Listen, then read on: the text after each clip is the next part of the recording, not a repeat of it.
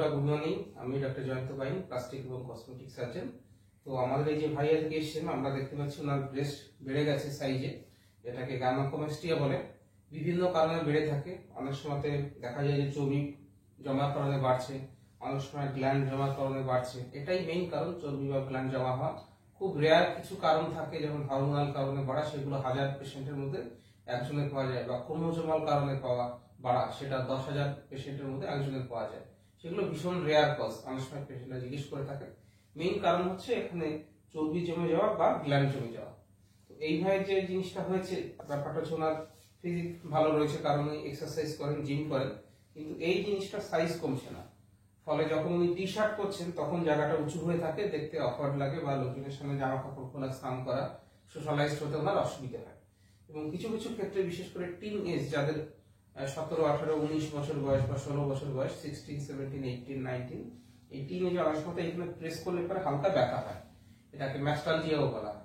তো এই সমস্ত কারণে এই গাইনোকোমাস্টিয়া থাকলে পরে আজকাল আমরা কি হোল সার্জারি করি। আগেকার দিনে পুরো কেটে জায়গাটাকে বাদ দেওয়া হতো, একটা বিচ্ছিরি দাগ হতো দুদিকে। আজকাল সেই জিনিসটা করা হয় না, আমরা কসমেটিক সার্জারির মাধ্যমে করি। যেটা আমরা করব সেটা হচ্ছে এই বগলের মধ্যে দিয়ে আমরা লাইপোসাকশন করব দূর দিয়ে, যাতে দাগটা, যেটা ছোট্ট একটা দাগ যেটা হবে, সেটা এখানেই থাকবে, যাতে বোঝা না যায়। পুরো এরিয়ার চর্বিটা বেরিয়ে যাবে। গ্ল্যান্ড যেটা থাকে সেটা সাধারণত সাকশনের মাধ্যমে বের করা যায় না, লাইপোসাকশন করে বের করা যায় না।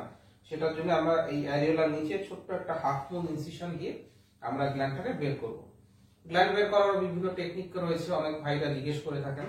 এখানে 3 ধরনের ইনসিশন হয়, একটা ট্রান্স এরিওলার, একটা ট্রান্স নিপিল, আর একটা পেরি এরিওলার। এটা নিয়ে আমার ইউটিউবে ভিডিও দেওয়া রয়েছে, কি করে নিপিলের কোন দিকে, কোন টেকনিকে, কোন পেশেন্টের ক্ষেত্রে কাটতে হবে। সবার ক্ষেত্রে একই টেকনিকে করা হয় না। কারোর ক্ষেত্রে আমরা গোল করে কাটি, কারোর ক্ষেত্রে স্ট্রেট লাইন করে কাটি, কারোর ক্ষেত্রে ছোট স্ট্রেট লাইন করে কাটি। সেটা এখানে আর বলতে চাইছি না, বেড়ে যাবে ভিডিওটার লেন্থ।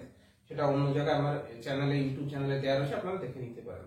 তো আমরা এই যে গাইনোকোমাস্টিয়া সার্জারি করব, দুই একটা অ্যানাটমিক্যাল ল্যান্ডমার্ক সম্বন্ধে আমাদের সম্যক অবহিত থাকা দরকার। সেটা হচ্ছে আমাদের চেস্টে একটা মাসল থাকে, পেক্টোরালিস মেজর মাসল, এই যে পেক মেজর মাসল, পেছনের দিকে ল্যাটিসিমাস ডরসি বলে একটা মাসল থাকে। দুটো মাসলের অ্যাকশনের ফলে আমরা হাতটাকে নাড়াতে পারি। তাহলে এই মাসল দুটোকে আমাকে সতর্কভাবে বাঁচিয়ে রাখতে হবে। এই শুধু গ্ল্যান্ডটাকে সরিয়ে দিতে হবে, কারণ চেস্টে মাসল এবং গ্ল্যান্ড দুটো জিনিস থাকে।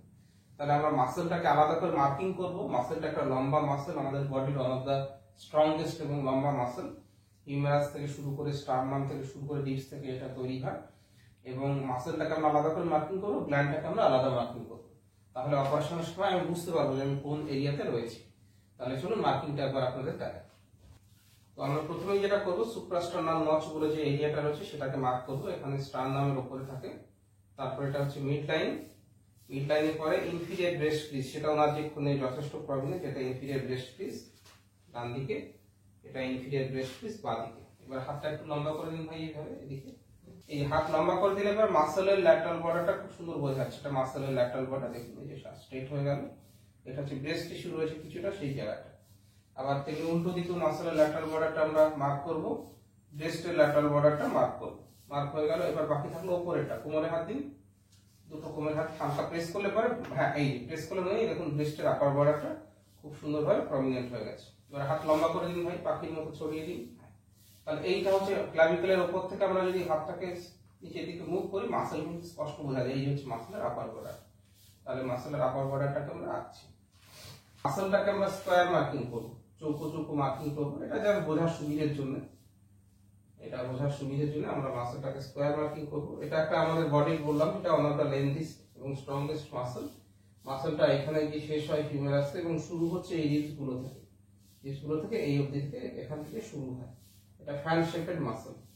আর আমরা ব্রেস্টটাকে আমরা গোলাকৃতি করবো, রাউন্ড মার্কিং। এটা জাস্ট বোঝার সুবিধার জন্য। মার্কিং এর এই পর্যায়ে এসে আমি আরেকটা বিষয় আপনাদেরকে দেখাবো, একটু কাছে আসবো। সেটা হচ্ছে যে অনেক সময় আমাদের কনফিউশন থাকে, স্যার এটা তো ব্রেস্ট টিস্যু, এটাও তো মনে হচ্ছে ব্রেস্ট টিস্যু। এটা কিন্তু ব্রেস্ট টিস্যু না, এটা কিন্তু মাসল। দেখুন সেম দাগ আমি দিয়েছি, বুঝতে সুবিধার জন্য আমি এই জায়গাটা আঙুলটাকে রাখলাম। এবার হাতটা লম্বা করুন ভাই, দেখুন হাত আঙুল এখানে চলে এসেছে। তা আমি এই স্কোয়ারটাতে কিন্তু মার্ক করছি, দেখুন এটা কাঁধের কাছে চলে আসে। তাহলে এইটা হচ্ছে মাসল, এই যে দিস ইজ মাসল বেলি, এই যে শক্ত মাসল। এই টিস্যুটা হচ্ছে ব্রেস্ট টিস্যু। মাসল থাকবে, ব্রেস্ট টিস্যু চলে যাবে। আমি যদি মাসল কোনো কারণে আমরা ইনজুরি হয়ে যায় বা বাদ দিয়ে দিই, তাহলে কিন্তু হাতের মুভমেন্টে অসুবিধা হবে। হাতের মুভমেন্টে অসুবিধা হবে, সেই জন্য মাসেলের কোনো রকম ক্ষতি করা যাবে না। আমরা শুধু এই অংশটাকে বাদ দিয়ে দেবো বা লাইপোসাকশন করবো। আগেকার দিনে কেটে বাদ দেওয়া হতো, এখন তো আর বাদ দেওয়া হয় না। আমরা ওই বগলের মধ্যে দিয়ে লাইপোসাকশন করবো, এইখানে ছোট্ট একটা কাট করে গ্ল্যান্ডটাকে বের করবো। তো বন্ধুরা, এই ভিডিওটাতে আমি ডিসকাশন করলাম গাইনোকোমাস্টিয়া কেন হয়, ছোট করে ডিসকাশন করলাম। ডিটেলস আমার ইউটিউবে ভিডিও দেওয়া রয়েছে, সেখানে আরো ডিটেলস রয়েছে। মেইন কারণ হচ্ছে চর্বি জমে যাওয়া বা গ্ল্যান্ডটা বৃদ্ধি পাওয়া বা চর্বি প্লাস গ্ল্যান্ড দুটোই বৃদ্ধি পাওয়া, যেটা এই ভাইয়ের ক্ষেত্রে হয়েছে। খুব রেয়ার কেস আমাকে জিজ্ঞেস করে থাকে, হরমোনাল 10,000 পেশেন্টে একজন পেশেন্ট পাওয়া যায় হরমোনের কারণে তার হয়তো গাইনোকোমাস্টিয়া হয়েছে, এবং ক্রোমোজোমাল সেটা 1 লাখ পেশেন্টের মধ্যে একজনকে পাওয়া যায় যাদের ক্রোমোজোমাল কারণে হয়েছে। সুতরাং গোটা নিয়ে ভাবিতে হবে না যে আপনার হরমোনাল প্রবলেম রয়েছে বা ক্রোমোজোনাল প্রবলেম রয়েছে। যাদের হরমোনাল এবং ক্রোমোজোনাল প্রবলেম থাকে তাদের আরো গাইনোকোমাস্টিয়া ছাড়া অন্য অনেক ফিচার্স থাকে, ফেসিয়াল ফিচার্স আলাদা থাকে, তাদের বডি হ্যাবিটাস আলাদা থাকে, তাদের অন্যান্য শারীরবৃত্তিক অসুবিধা, হার্টের অসুবিধা থাকতে পারে, সেগুলো আলাদা সেকশন। সাধারণত 99.99 ক্ষেত্রে কিন্তু নর্মালি চর্বি জমে যাওয়া বা গ্ল্যান্ড বেড়ে যাওয়ার কারণে এটা হয়। আমরা আগেকার দিনে কেটে করতাম, সেলাই করতে হতো, আমরা বলতে আমাদের স্যাররা যেটা করতেন আগেকার দিনে কেটে করা হতো। এখনো স্টিল কিছু সার্জেন্স রয়েছেন যারা কেটেই করেন। আজকালকার দিনে কসমেটিক সার্জারির যুগ, আমরা কসমেটিক সার্জারির মাধ্যমে করব। এইখানে ছোট্ট একটা ফুটো করে লাইপোসাকশন করা হবে, ছোট একটা কাটিং করে গ্ল্যান্ডটা বের করা হবে।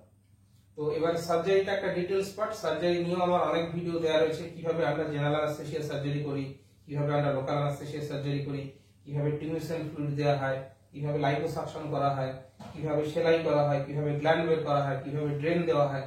এগুলো সার্জিক্যাল সেকশনসে গেলে পরে আপনারা আমার ভিডিওগুলো দেখতে পারবেন। আশা করি সেগুলো থেকে অনেক ইনফরমেশন পেয়ে যাবেন। তারপরে থাকে রিকভারি সেকশন, কতদিন পরে সেলাই কাটা হবে, কতদিন পরে স্কুল কলেজে যেতে পারবেন, কতদিন পরে জিম করতে পারবেন, কতদিন পরে বাইক করতে পারবেন, কতদিন পরে ঠিক লাগবে, পেশেন্টদের কেমন লাগলো, তাদের এক্সপিরিয়েন্স, এগুলো নিয়েও অনেক ভিডিও আমার চ্যানেলে কিন্তু দেওয়া আছে। 50, 60, 100টার উপরে ভিডিও দেওয়া আছে, সেগুলো দেখতে পারেন। ভিডিও দেখে যদি কোনো প্রশ্ন থাকে, নিচে আমার হোয়াটসঅ্যাপ নম্বর রয়েছে, সেখানে আপনার চেস্টের ফটো পাঠাতে পারেন। আমি ফটো দেখে কত খরচ হবে, কি করতে হবে, সমস্ত ডিটেলস বলে দেবো। বা নিচে কমেন্ট বক্সে এসে কমেন্টও করতে পারেন, আমি প্রত্যেকটা কমেন্টের উত্তর দিয়ে থাকি। ভিডিওটা ভালো লাগলে লাইক করবেন, শেয়ার করবেন, চ্যানেলটাকে সাবস্ক্রাইব করবেন। ভিডিওটা দেখার জন্য ধন্যবাদ।